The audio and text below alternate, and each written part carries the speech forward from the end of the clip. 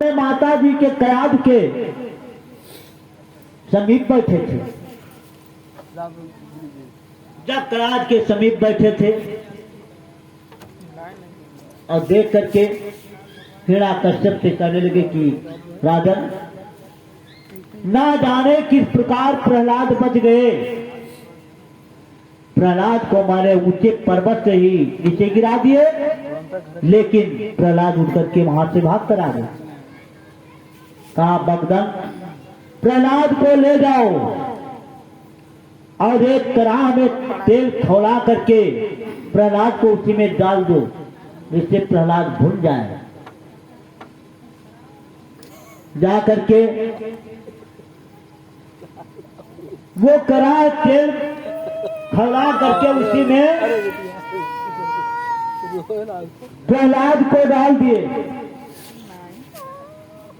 लेकिन मानो ठंडक जल में प्रहलाद खड़े थे। तेल देखने में तो भी खौल रहा है, लेकिन प्रहलाद के शरीर पड़ते ही वो ठंडा हो गया बर्फ के समान। बोले लक्ष्मी पर नारायण भगवान की। ये बगदंत नगरवासी सब देख रहे थे कि हिरण्यकश्यप अपने पुत्र पर ही दया नहीं करता है, कितना संकट प्रहलाद को देता है। कहा, कहो बगदंत, प्रहलाद उस तेल में भुन गए। कहा, राजन, तेल में भुन नहीं गए, बल्कि वो प्रहलाद उसी कड़ाह में खड़े हुए थे और खौल रहा है तेल, लेकिन प्रहलाद ना जाने किस प्रकार बन जाते हैं। कोई नारायण का अवतार तो नहीं है प्रहलाद, बगदंत ने कहा। हिरण्यकश्यप बोला, यह नारायण का अवतार है तो भीम को समाप्त कर देना है, प्रहलाद को जीवित नहीं छोड़ना है। प्रहलाद को ले जाओ, समुद्र में बहते जल में उठाकर फेंक दो, जिससे समुद्र में ये डूब जाए और प्रहलाद डूब करके समाप्त हो जाए। बगदंत ने ले जा करके समुद्र के तट पर पहुंचे। कहा, कहो प्रहलाद, नाम अब तो छोड़ दो, नहीं तुम्हारा तो आखिरी आ चुका है। कहा, रे मामा जी, कितने बार आखिरी आया और कितना हमारे ऊपर व्याधि संकट आया, लेकिन भगवान की कृपा से हम भी बचते हैं। अपने तरफ से हमारे पिता ने मुझे तो समाप्त कर दिया उसी दिन, लेकिन भगवान की कृपा है जिससे हमारे प्राण भी बच रहे हैं। मैं नाम नहीं छोड़ेंगे, हमारे नारायण नारायण। जब नारायण का नाम लिया, ऐसे बगदंत उठा करके प्रहलाद को और समुद्र में उठाकर फेंक दिया। समुद्र में फेंकते ही भगवान नारायण ने उस समय अपने गोद में ही केवट के रूप में नाव लिए हुए और रोक लिए हाथों में।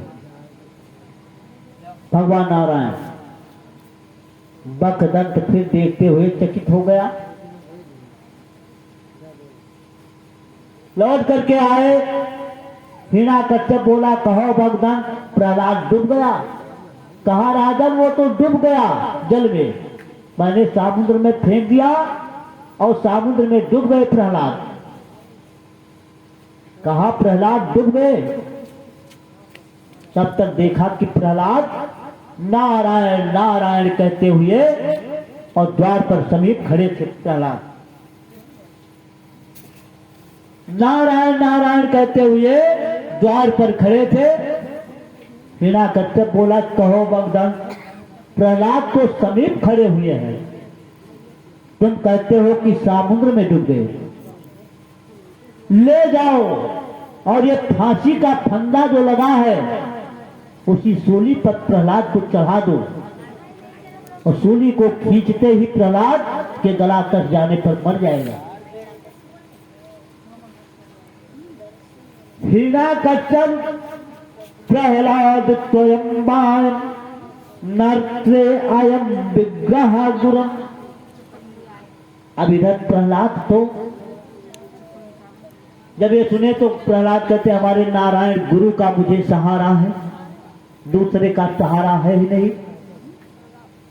फांसी के फंदे पर ले जा करके बगदंत ने ही गले में फंसाए, लेकिन फांसी का फंदा क्या हुआ,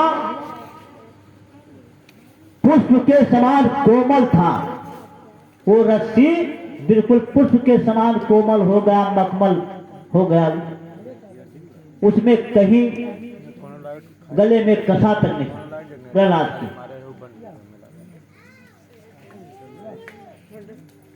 कहा बगदंत तब ऐसा करो कि प्रहलाद का मृत्यु नहीं होगा, प्रहलाद के लिए गज को मदिरा पिला दो और प्रहलाद के हाथ पैर को बांध दो, गज को उल्टा दो, जिससे प्रहलाद की मृत्यु हो जाए और हड्डी प्रहलाद की चूर चूर हो जाए।